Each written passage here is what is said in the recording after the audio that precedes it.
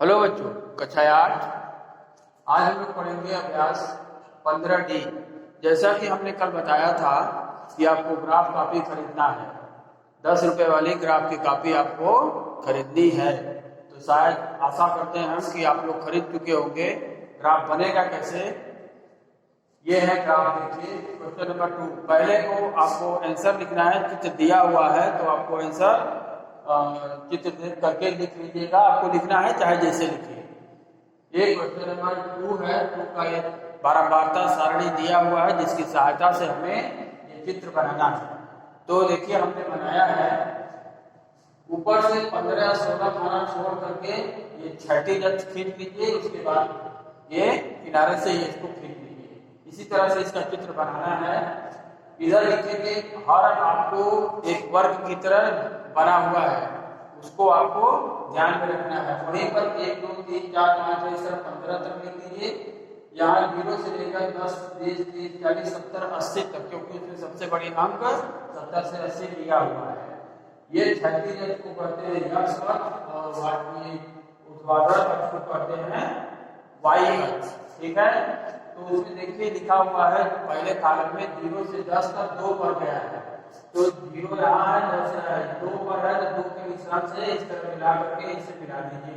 फिर उसके बाद 10 से 20 में 4 पर गया है तो यहीं से इसको बढ़ाइए, यहाँ से मिलाइए। फिर उसके बाद 20 से 30 में है 5 तक, तो थोड़ा आगे बढ़ाकर 5 करके इस तरह कर दीजिए। इसी तरह बढ़ाते हुए आप चले जाएंगे, आपका चित्र पूरा पूरा बन जाएगा। ठीक है, ये x अक्ष पर पैमाना अलग लिखते हैं, y अक्ष पर पैमाना अलग लिखते हैं। तो x अक्ष पर पैमाना देखिए, x अक्ष है इसमें कितने कितने का डिफरेंस है, 10 20 30 40 सब में 10 का अंतर है। और ये है प्राप्तांक है और ये है शिक्षार्थियों की संख्या। तो लिखेंगे पैमाना x अक्ष का 100 छोटे खाने बराबर, यानी एक जो वर्ग है आपका इतना बड़ा, उसमें 100 खाने हैं, वो 100 छोटे खाने बराबर 10 अंक। जितना अंतर होता है वही उसका पैमाना लिखते हैं। y देखिए इसके का डिफरेंस है, तो y अगर 100 छोटे खाने बराबर एक शिक्षार्थी, क्योंकि इधर शिक्षार्थी है इसलिए हम शिक्षार्थी लिखेंगे। ठीक है, ये एक सवाल हुआ। अब इसके बाद दूसरा सवाल हम बताने जा रहे हैं।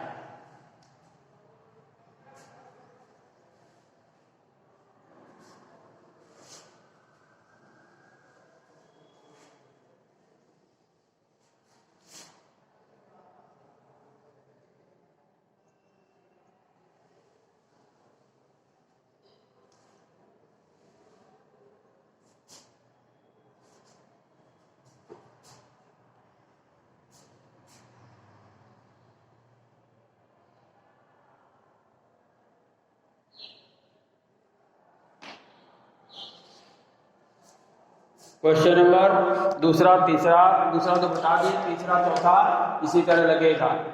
तो तीसरा अपने से बताइएगा, करिएगा। चौथा हम बता रहे हैं। चौथे में देखिए 0 से लेके 60 तक गया है, तो यहाँ लिखेंगे 10, ये 20, ये 30, ये 40, ये 50, ये 60 हो गया। 60 तक चला गया। और इसमें नीचे देखिए सबसे बड़ा अंक 20 है, तो 10 कॉलम पर आपको बनाना है। 2 का डिफरेंस लेकर के बनाइएगा। ये हो गया 2 4 6 8 10 12 14 16 18 20 तक। मेरा छोटा में बना है क्योंकि हमने कॉलम छोटा छोटा लिया है। आप लोग एक एक कॉलम लेके बनाएंगे तो बढ़िया सा बनेगा। ठीक है, और इधर है क्या, ये दिया है देखिए बारंबारता माप, तो इधर माप लिख दीजिए। और ये है बारंबारता, तो ये हो गया बारंबारता। ठीक है, तो देखिए पहले 0 से 10 पर गया है, 0 यहाँ है, 10 ये है, 2 पर गया है तो ये मिला दिए। फिर उसके बाद 8 पर गया है, तो 8 यहाँ है, इसको यहाँ से मिलाइए और अगले कॉलम में आकर मिला दीजिए। 8 के बाद 15 गया है, तो 15 कहाँ आएगा, 15 कहाँ आएगा, 16 से पहले, यानी 14 और 16 के बीच में आधे पर। तो ये हो जाएगा आपका 15। 15 के बाद कितना है, 20 है, तो पूरा बढ़ा दीजिए जहां तक आप 20 तक बनाए हैं। ये हमारा 20 तक हो गया। उसके बाद है 16 और 6, तो 16 देखिए यहाँ है, तो इसको सही एकदम देख करके मिलाइएगा, गलती ना हो।